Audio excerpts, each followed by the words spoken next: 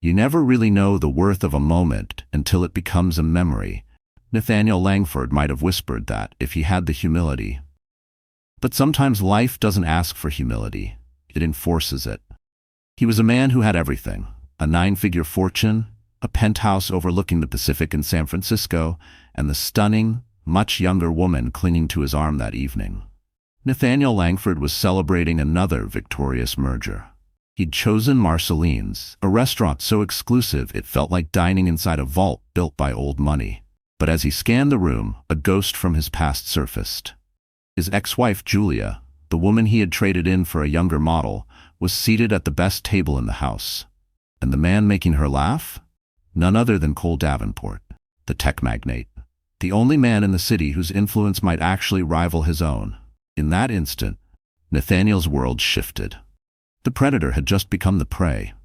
The chauffeured Bentley came to a silent stop in front of the discreetly marked entrance to Marceline's. The doorman, an unflinching figure named Thomas, who had protected this threshold of the elite for over 20 years, moved with a practiced grace to open the door. Nathaniel Langford, known for his relentless ventures in commercial development and Old West Coast money, stepped out first. He was the embodiment of ambition. His tailored suit, a bespoke masterpiece from a Savile Row artisan, whose name was only uttered among the wealthiest. At 54, he exuded a lion-like authority, silver at his temples, sharp blue eyes beneath perfectly arched brows, the kind of presence that entered a room 10 seconds before he did. He turned and extended a hand to his companion, Genevieve Sloan. She was 27, a former fashion buyer turned full-time ornament of Nathaniel's empire, now managing only one portfolio, her own image, for his pleasure. Her dress, a sleek crimson silk that hugged her like a whisper, revealed a body maintained by celebrity trainers and fueled by pressed juices and vintage champagne. Her laugh, delicate and glittering, was just another carefully practiced asset in her collection. "Oh, Nate, this place is unreal," she breathed, eyes wide as they took in the restaurant's extravagant interior. Marceline's wasn't just a dining room, it was a sanctum for the titans of finance and politics. The walls were paneled in deep, polished walnut, adorned with authentic oil paintings from Dutch masters. Each table stood as a private island of luxury beneath the soft glow of crystal chandeliers, which spilled diamonds of light from the vaulted ceilings. The room thrummed with the subdued hum of power, the delicate clinks of silver utensils against porcelain, the faint swirl of perfume mingling with the earthy tones of aged wine. "Only the best for you, darling," Nathaniel said, his hand firm and possessive against the small of her back. He moved through the dining room with the confidence of a man who owned it, and in many ways, he did. Nathaniel had negotiated the deal that saved this very building from being razed 10 years ago. A story he never missed a chance to retell. He nodded with cool acknowledgement to a banking mogul at one table, offered a restrained smile to a shipping magnate at another. These were his equals, his adversaries, the very men and women who populated the gilded world he had so ruthlessly curated around himself. The maitre d', a polished Italian man named Matteo, whose hawk-like eyes missed nothing, glided toward them with a deferential bow. "Mr. Langford, always a pleasure. Your usual table awaits." "Thank you, Matteo. And we'll start with the 96 Chateau Margaux," Nathaniel said smoothly. He didn't need to glance at the wine list. He knew its offerings better than his own children's birthdays. As they were led to a private corner booth upholstered in midnight blue velvet, Genevieve's fingers squeezed his arm. "Everyone's staring at us," she whispered, a thrill in her voice. "Let them," Nathaniel replied, a smirk playing at the edge of his lips. He relished envy. It was as valuable a currency as real estate or equity shares. This was Nathaniel Langford's domain, and Genevieve, with her flawless beauty and eager admiration, was merely the latest ornament in his crown, a symbol of his continued vitality and power. A fleeting thought of Julia crossed his mind. Julia, the ex-wife, the mother of his 2 adult children, Caroline and Marcus. Julia, who had stood beside him long before the Langford Tower dominated San Francisco's skyline. She had been his equal once, intelligent, composed, unwavering in her faith in him. In the early chaotic years, she was the scaffolding that held his ambitions together. But success breeds hunger, and his grew insatiable. Julia, with her quiet hobbies, her practical flats, and her unwavering calm, had begun to feel too small for the empire he was building. She was the comfortable armchair in a palace that now demanded a throne. Their divorce was a drawn-out spectacle, a brutal chess game of legal maneuvers and bruised egos. He had been, in his mind, generous, granting her the estate in Napa, a vineyard he no longer cared for, and a settlement that guaranteed she'd never want for money again. But what he truly took from her was dignity. His affair with a series of younger women, culminating in his very public relationship with Genevieve, had been a calculated message to the world and to Julia. She no longer mattered. He had expected her to shrink, to fade into suburban insignificance, to become a sad, forgettable chapter in the story of his triumph. And for a while, she had. His children had mentioned she was doing fine, a phrase so bland it had confirmed everything Nathaniel had assumed. She was likely somewhere pruning roses, her spirit trimmed and boxed in like the hydrangeas she adored. The sommelier approached with the Chateau Margaux, presenting the bottle with reverence, as if it were a sacred relic. The ritual unfolded. The swirl of deep garnet liquid in a flawless crystal glass, the aroma laced with hints of black truffle and ripe plum. Nathaniel took a sip, letting the wine's silky richness coat his tongue. It was perfect. His life was perfect. "To us," he said, lifting his glass toward Genevieve. "To us," she echoed, the candlelight dancing in her eyes. She was the perfect partner, stunning and uncomplicated. She didn't challenge him. She had no idea who he used to be, only the towering figure he had become. She didn't see the cracks in the statue. Nathaniel eased back into the plush velvet booth, the wine coursing through his veins like warm silk. He felt untouchable, a modern emperor in his private Colosseum. He was just about to regale Genevieve with details of his latest victory, a hostile acquisition that had left a long-time competitor in tears, when his gaze drifted across the room. It was a casual scan, the kind of idle sweep a king makes while observing his kingdom. And then he saw her. It was like a misstep in a perfect symphony. A glitch in reality. At the restaurant's most prized table, nestled in a secluded alcove with a sweeping view of the city, sat Julia. But it wasn't the Julia he remembered. The woman before him was not the demure, broken figure he'd relegated to memory. This Julia radiated light. Her once practical, musy brown hair now flowed in cascading waves of honey blonde, soft and glamorous. She wore a sapphire blue slip dress, simple, refined, and breathtaking under the dim lights. Her figure was leaner, more sculpted than he recalled. The only jewelry she wore was a pair of delicate diamond studs that caught the light each time she laughed. But it was her laugh that truly shook him. It wasn't the polite, measured chuckle he used to hear. It was full-bodied, free, joyful. The kind of laughter that filled the air with life and color. Her head was thrown back, her eyes lit with mischief and delight. She looked radiant, self-assured, and heartbreakingly beautiful. It was a kind of beauty Nathaniel had either long forgotten or maybe had never truly seen. The sight hit him like a gut punch. The Chateau Margaux in his hand suddenly felt like lead, and for the first time in years, the careful architecture of his world wobbled. It felt like a scene from a long-abandoned chapter of his life had come crashing onto the wrong stage, with the wrong script and the wrong costume. "Nate, what's wrong?" Genevieve's voice, normally a soothing melody, now grated against his nerves like static. "You look like you've seen a ghost." "In a way, I have," he muttered, eyes still fixed on Julia's table. But it wasn't just Julia's transformation that held him hostage. It was the man she was with. Nathaniel recognized him instantly, not just from press features or corporate briefings, but personally. Cole Davenport, CEO of Eon Systems, the powerhouse reshaping artificial intelligence and revolutionizing the tech frontier. Cole was new money, the Silicon Valley disruptor who had stormed into San Francisco's power circles and carved out a seat at every major table. He was in his late 40s, sharper, younger, leaner. His chiseled face carried the calm intensity of a man who got up before dawn to outwork the world. Nathaniel had once dismissed him as a lucky coder with good PR. He couldn't anymore. Eon's valuation was soaring. Davenport's presence was becoming inescapable. In media, in markets, in the private clubs Nathaniel used to dominate without contest. He was the future. And here he was, leaning toward Julia. Not in polite conversation. No, he was drawn to her. Completely.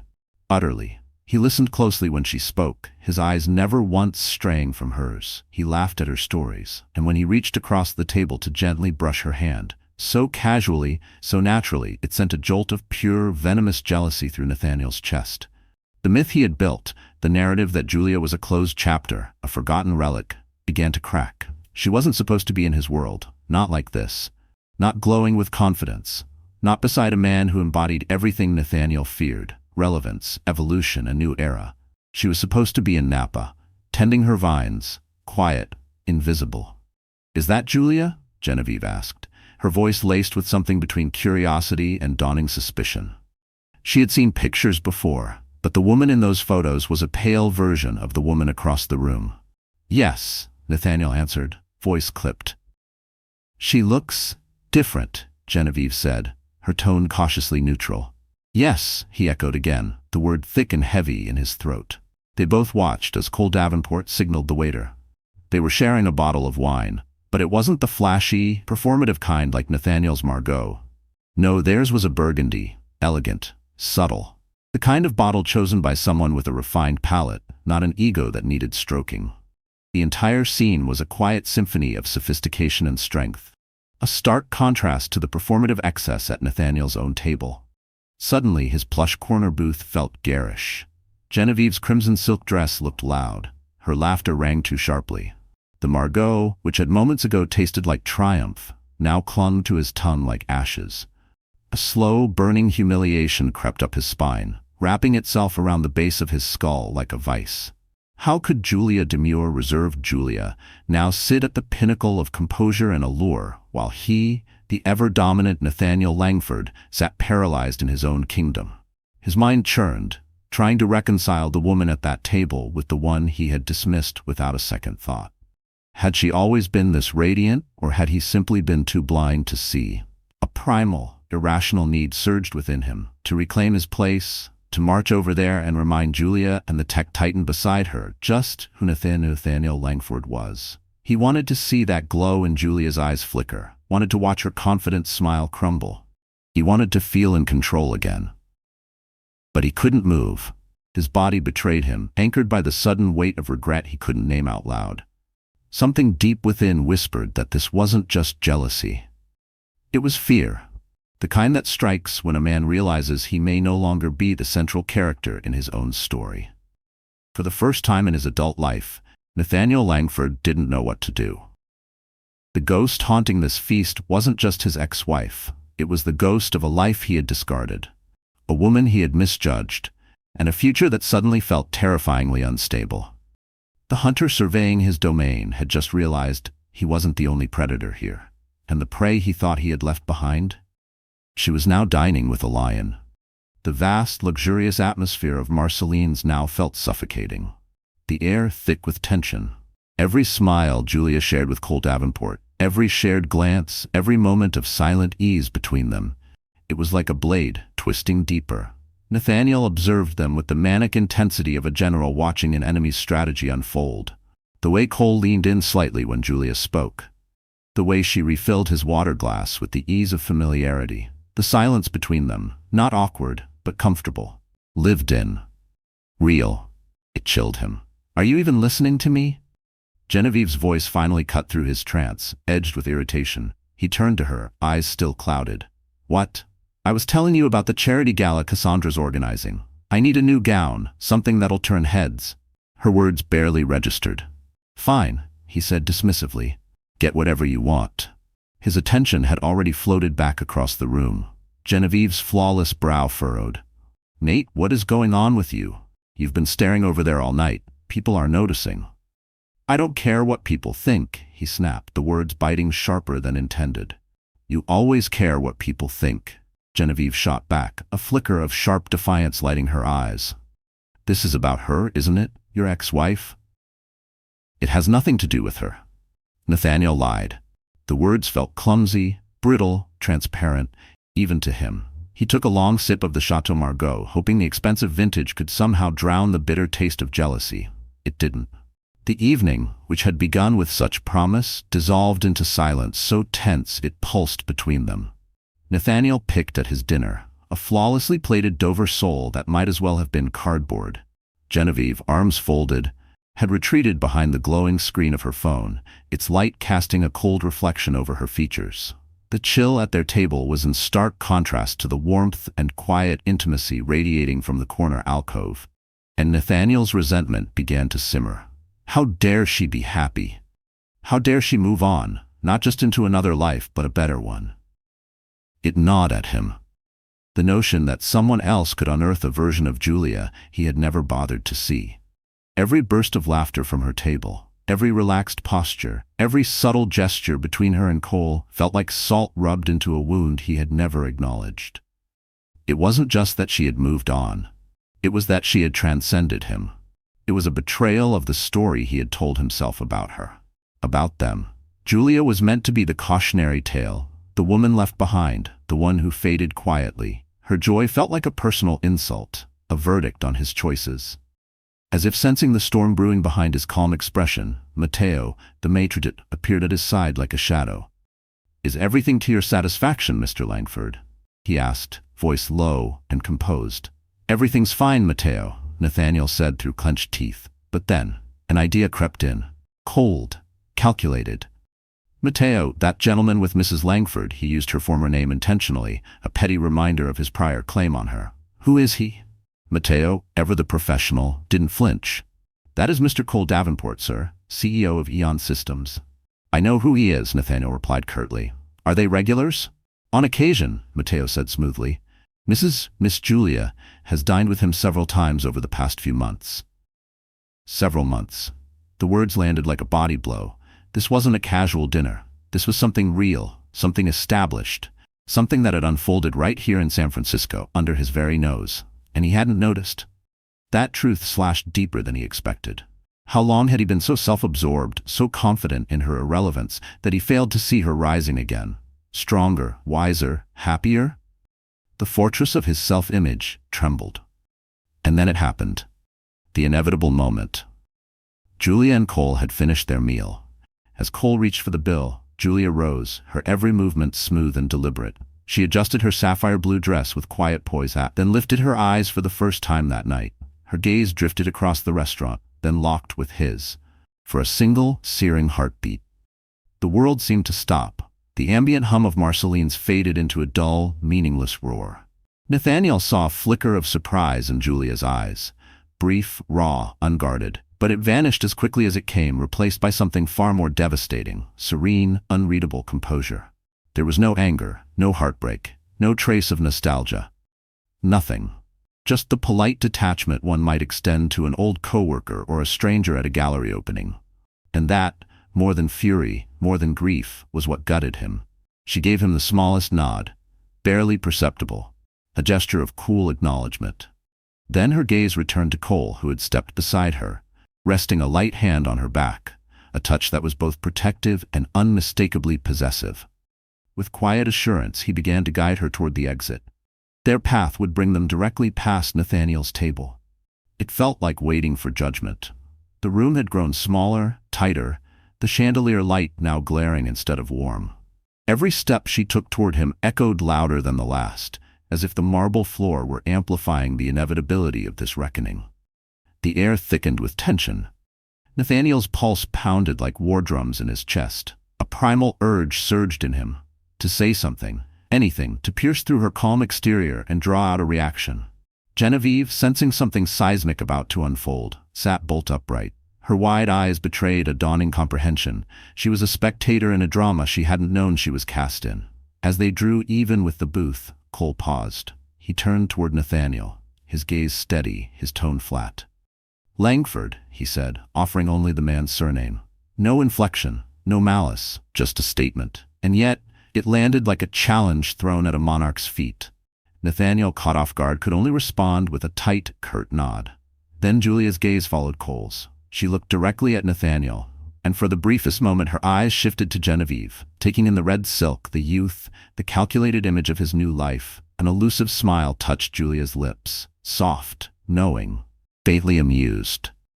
"Nathaniel," she said. Her voice was cool, smooth, as polished as the marble floors beneath them. It was the first time she'd spoken his name in over 2 years. The sound of it sliced through him with surgical precision. It stirred memories he had buried beneath layers of pride and distraction.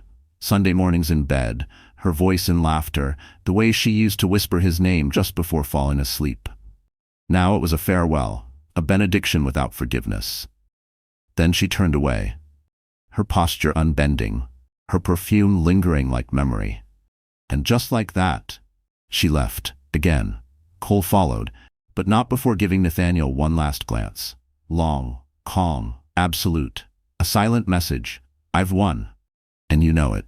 Nathaniel sat frozen, his untouched soul congealing on a plate that suddenly felt absurd. The king was still in his castle, but the walls, breached. He turned to Genevieve, but all he saw was a shallow reflection of the woman who had just disappeared through the door. Well, Genevieve finally said, slicing through the silence, her voice now laced with sarcasm. That was enlightening. Nathaniel didn't respond. He was still watching the door, the one Julia and Cole had walked through, for the last time. A cold, terrifying thought crystallized in Nathaniel's mind. He hadn't just lost a wife, he had lost a war. A war he hadn't even realized he was fighting. And in the world of Nathaniel Langford, losing was never an option. The shock began to harden into something darker, more dangerous. A slow-burning, obsessive hunger for retaliation. The ride back to his penthouse was steeped in a silence so heavy it seemed to compress the air. The Maybach, normally a cocoon of luxury and warmth, felt like a mobile crypt. Genevieve stared out the window, her expression unreadable, while Nathaniel replayed the restaurant scene in his mind, again and again, each iteration layering on more humiliation and more fury. Julia's calm grace, Cole's effortless confidence, the unspoken familiarity between them. It wasn't just dinner, it was theater. A deliberate, elegant insult staged in his own city. He stormed into the penthouse, peeling off his jacket and flinging it onto a designer chaise that had cost more than most people's cars. The duplex, with its sweeping views of the San Francisco skyline, was his fortress, a tangible monument to his dominance. Tonight, it felt like a museum, cold, vast, empty. "I need a drink," he muttered to no one.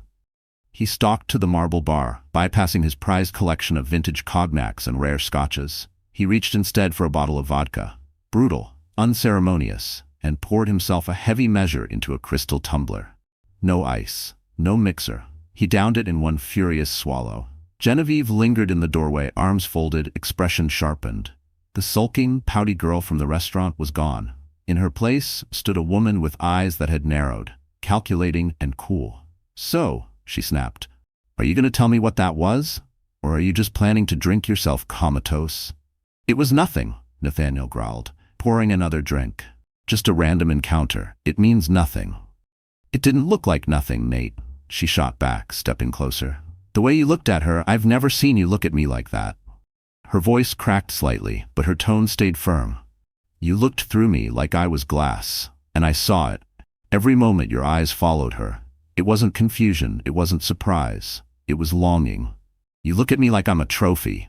But her? You looked at her like she was the one who got away." "Don't be ridiculous," he scoffed, but even to his own ears, the words fell flat. Genevieve didn't flinch. "And him," she added louder now. "Cole Davenport, the only man in this city who doesn't bow to you." Her voice sliced through the room. "She walked away from you, and now she's with him. That's what this is really about, isn't it?" "It's not about her," Nathaniel snapped. "It's about your ego. It's about him." Genevieve's words landed like a slap, unwanted, uninvited, but devastatingly true. Nathaniel spun around, his eyes lit with fury. "You don't know what you're talking about. You know nothing about my life, about my marriage." "I know exactly what I see," she shouted, her voice now a furnace of rage. "I see a man who thought he had it all, who believed he could toss aside a woman like an old jacket, only to unravel the moment she found happiness with someone else. With someone better." Better. The word was a dagger dipped in venom. "Get out," Nathaniel growled, his voice low and dangerous. "What?" "I said get out," he roared, jabbing a shaking finger toward the door. "Go back to that little apartment I pay for, with the clothes I bought you, and leave me the hell alone." Tears welled in Genevieve's eyes, tears of fury, not heartbreak. She stared at him, her perfect features carved into a mask of wrath. "You know what, Nathaniel?" she spat. "For the first time, I actually feel sorry for her. She got out. I'm still living in the prison she broke free from." With that, she spun on her heel, snatched her purse from the counter, and stormed out. The door slammed with a force that echoed through the penthouse, shaking something loose in the foundations of Nathaniel Langford's carefully constructed world. He sank into the leather sofa. Alone. He felt hollow. In that moment, the glittering view out the window meant nothing. The city below, once his kingdom, now mocked him with a cruel indifference. He had sacrificed authenticity for image, and now, in silence, he realized how empty it all was. The anger drained from him like blood from an open wound, replaced by something colder, heavier, dread. Genevieve had been right. His fury was fueled by pride, by envy, and something far more chilling. A creeping fear that he was becoming irrelevant. Cole was the future. He was the past. And Julia's choice, the life she was building with Cole, was a verdict on his own legacy. But Nathaniel Langford had never accepted defeat. His mind, honed by decades of strategic warfare, snapped back into gear. This was a problem. Problems could be solved. He needed information, leverage. He needed to understand this new alliance, this new power dynamic, so he could destroy it. He reached for his phone and dialed a number he hadn't used in years. It belonged to a man named Harrison Vance, a private investigator, expert in the gray spaces where ethics went to die. A man who specialized in secrets, the kind that ruined reputations and collapsed dynasties. The line picked up on the second ring. "Vance," came the gravelly voice. "It's Langford." A pause.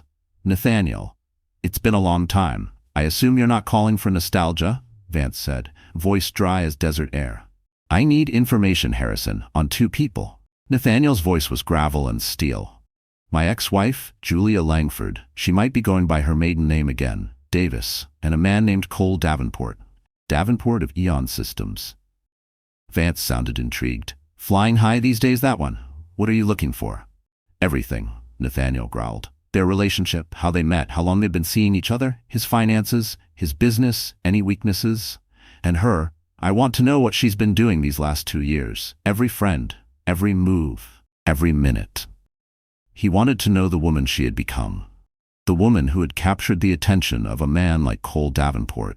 He needed to find the crack in her armor, the vulnerability he could exploit. "That's a deep dig," Vance warned. "It'll be expensive." "I don't care about the cost," Nathaniel replied, his gaze locked on the city beyond the floor-to-ceiling windows. "Just get it done, and do it quietly." "You know me, Langford," Vance said. "Quiet's my specialty." When the line went dead, Nathaniel finally exhaled. A thin strand of control, his old familiar weapon, was returning. He was no longer paralyzed. He was moving, calculating, taking back the board. The rhythm of strategy calmed him in a way nothing else could. He wasn't in the emotional chaos of a lost love or a bruised ego. He was in his element now, a battlefield where information was ammunition and silence, a sharpened blade. The city stretched below him like a game board, and at last his fingers were back on the pieces. But as he stared at the glittering cityscape, a question began to gnaw at him. Why Julia? A man like Davenport could have anyone. Models, heiresses, rising starlets. So why a divorced woman in her late 40s, a woman Nathaniel himself had deemed replaceable? Unless this wasn't random at all. Unless Cole was using her. That idea felt twisted, but also strangely reassuring. It would make sense. It would reaffirm Nathaniel's version of reality. If Julia was just a pawn in some larger tech game, the balance of the universe remained intact. But then, another darker thought took root. What if Cole wasn't using her? What if he saw something in Julia Langford that Nathaniel never had? Her intellect, her quiet strength, her unshakable integrity. What if the very things Nathaniel had once dismissed as ordinary were the same things that made her extraordinary in the eyes of another man? What if Nathaniel had cast aside a diamond, only to watch another man polish it into brilliance?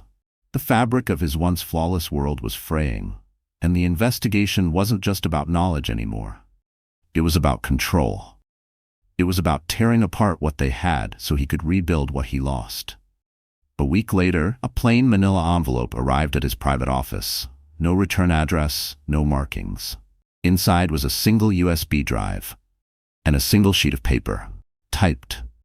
The first installment. Nathaniel dismissed his assistant for the day, locked his office door, and inserted the USB drive into his laptop. Files bloomed across the screen: surveillance photos, financial documents, and a comprehensive summary from Harrison Vance.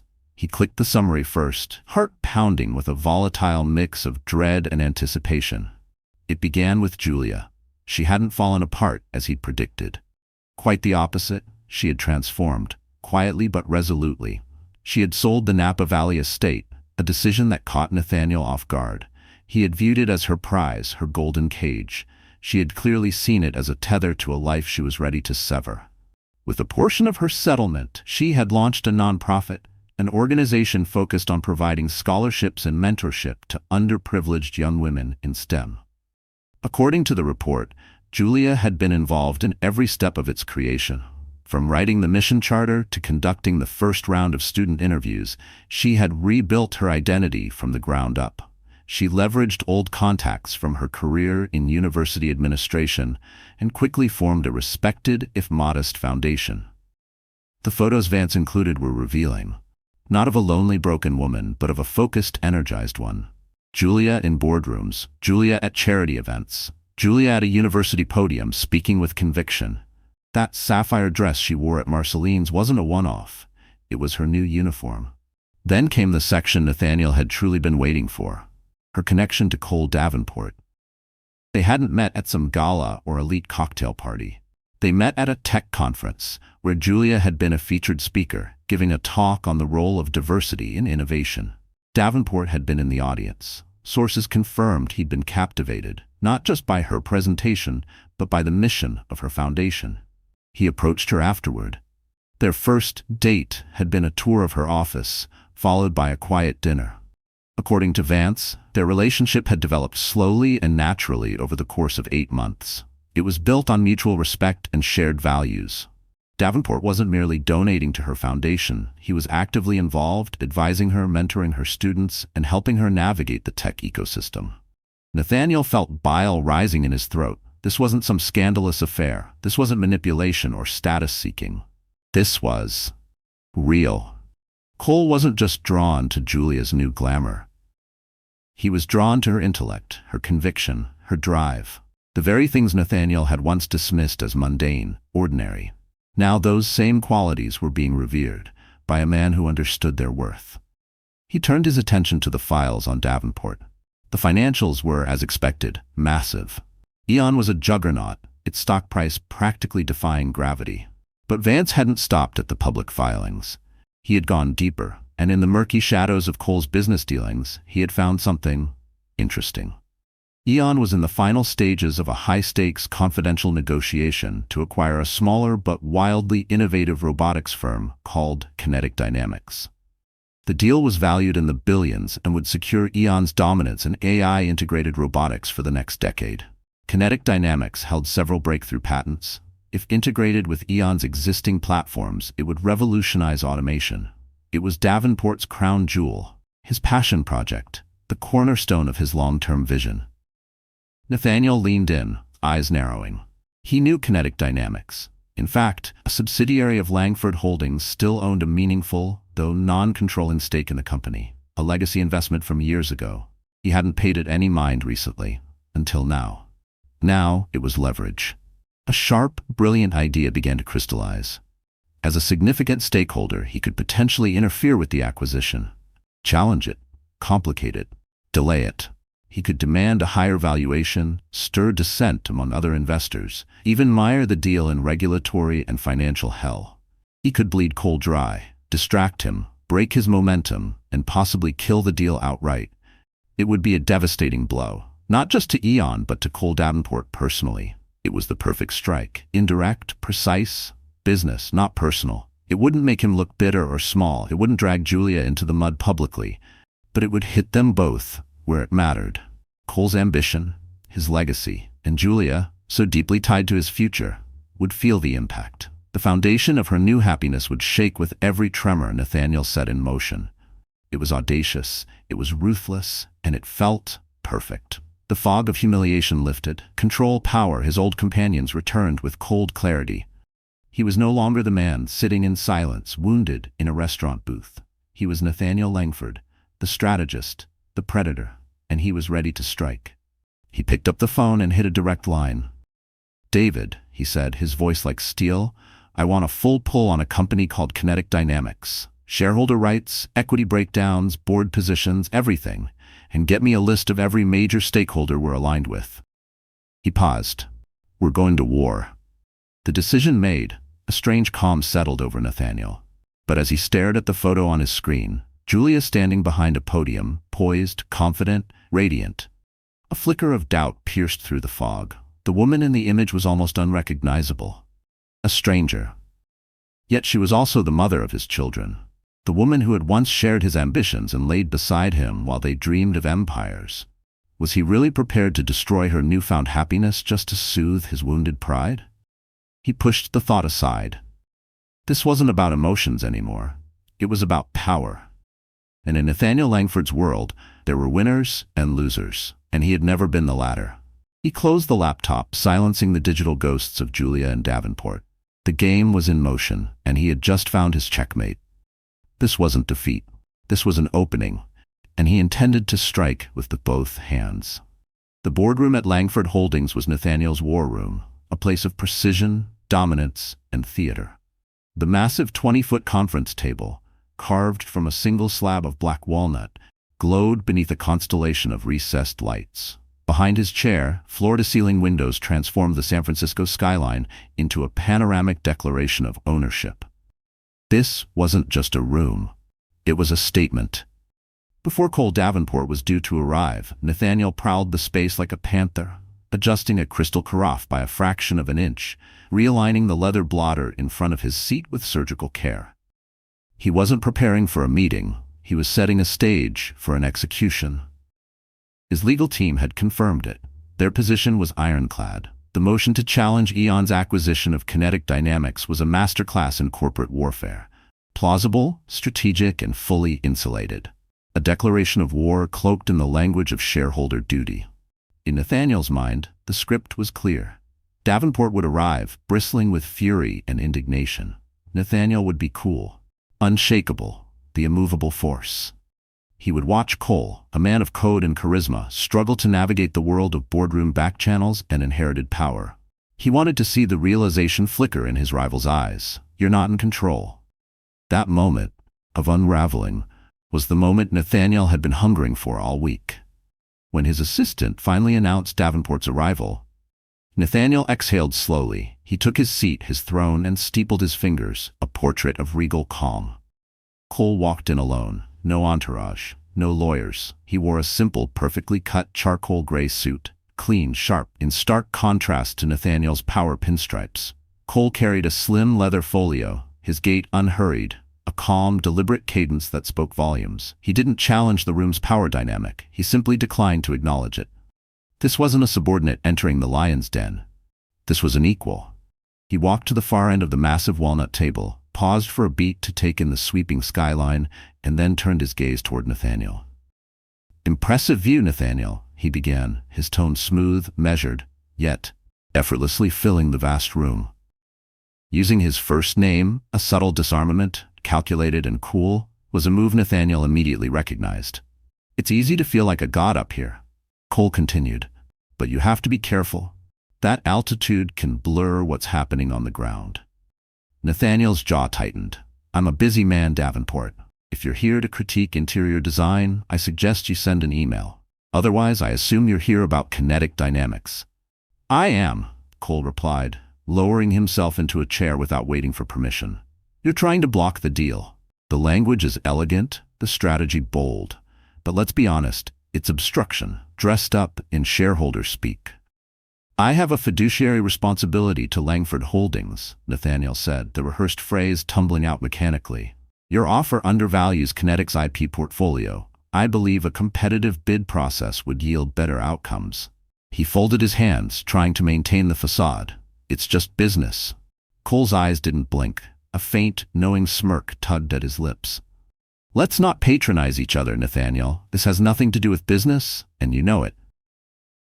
His tone remained steady, calm, but the weight behind it was unmistakable. "You've held that stake for 12 years, never once attended a board meeting. Your strategy team advised divestiture 2 years ago." Cole leaned forward slightly, voice still even. And your sudden crusade for patent equity, conveniently timed, 48 hours after you saw me dining with Julia. The blow landed hard. Nathaniel had expected a chess match, some cautious maneuvering. Instead, Cole had walked right into the center of the board and flipped the table. "This has nothing to do with my ex-wife," Nathaniel snapped, his voice dropping to a guttural growl. "And I'd advise you to leave her out of this conversation." "I can't," Cole said, his tone shedding all diplomacy, replaced now with the cold weight of forged steel. "Because she is the conversation. You saw her happy, you saw her thriving, you saw her powerful, and you couldn't stand it. You couldn't touch her directly. That would be too obvious, too small even for you. So you came after me. You're willing to sabotage a multi-billion-dollar deal, one that ironically would increase the value of your own holdings, just to nurse your pathetic, bruised ego." Every word struck clean and sharp, slicing through the armor of self-importance Nathaniel had so carefully cultivated. "You are arrogant and presumptuous," Nathaniel spat, his face reddening. "You walk into my city, into my world, and think you know who I am? Think you know anything about the woman I was married to for 25 years? No," Cole said, leaning forward, his eyes unwavering. "I don't pretend to understand you, but I've spent the last 8 months getting to know the woman you discarded. I know she's brilliant. I know she's resilient, and I know she's a better strategist than you. You underestimated her once, and now you're making the fatal mistake of underestimating her again." He gestured toward the mahogany expanse between them. "You think this is your game, your table. You're wrong. You've been playing her game since the moment you stepped into that restaurant." Then, with quiet precision, he opened his folio, removed a slim leather portfolio, and slid it across the polished surface toward Nathaniel. It landed with a quiet finality. "Before you detonate the grenade you've so carefully built," Cole said, "I thought you should see the blast radius." Nathaniel stared at it, fingers twitching slightly before he flipped it open. The title page hit like a body blow. "The Davis Center for Innovation Proposal for the West Side Yards Development Dead." His stomach turned to stone. The West Side Yards. 16 acres of prime urban real estate, post-industrial, raw and ripe for transformation.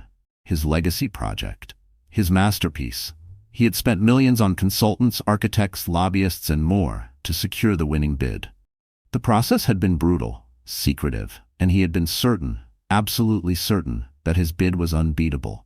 But now, flipping through the pages, his confidence crumbled. Architectural renderings revealed a stunning, state-of-the-art campus, a seamless fusion of steel, glass, and sustainable design. A vision so compelling it made his own proposal look dated, obsolete. He flipped through the proposal, page after page of a vision so bold, so meticulously executed, that it stole the breath from Nathaniel's lungs. This wasn't just another soulless skyscraper for foreign investors.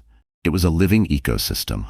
A joint initiative between Julia's nonprofit and a commercial innovation hub. A space that promised thousands of high-quality jobs, education pipelines with local universities, and expansive public green zones. A developer's dream. A politician's fantasy.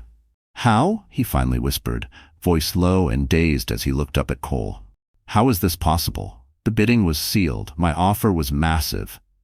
"Your offer," Cole replied calmly, like a professor breaking down an equation for a stubborn student, "was about money. Julia's offer was about value. She knew you wanted that site. She's heard you talk about it for a decade, and she knew exactly what kind of monument you'd build. Another sterile fortress for billionaires. So she spent the last year quietly designing something better." He spoke with precision, each word a scalpel. Julia used her foundation's credibility. She reached out to her academic partners. She met with neighborhood associations. She listened. She didn't throw money at the city council. You tried that and failed. She gave them a vision. A living, breathing part of the city. Something rooted in equity. In progress. Cole let that hang before delivering the next blow. The mayor called her proposal the most ambitious and inclusive urban project of the 21st century.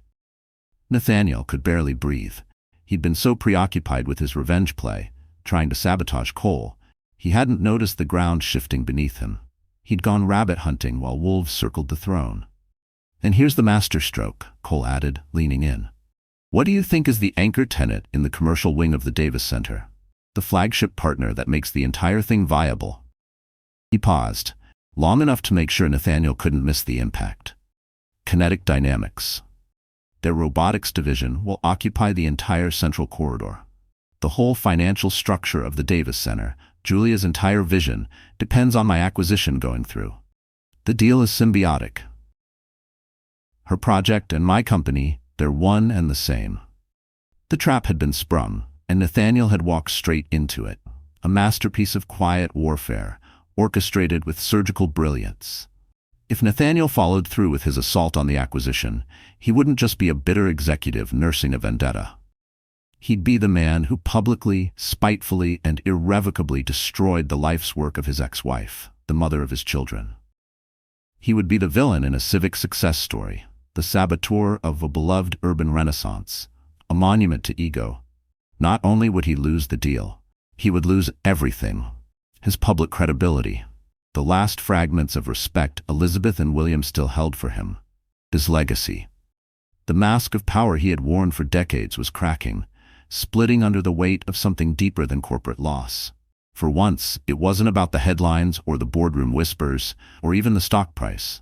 It was about the mirror and the reflection that looked back at him. He had been cornered. Checkmate, total and absolute.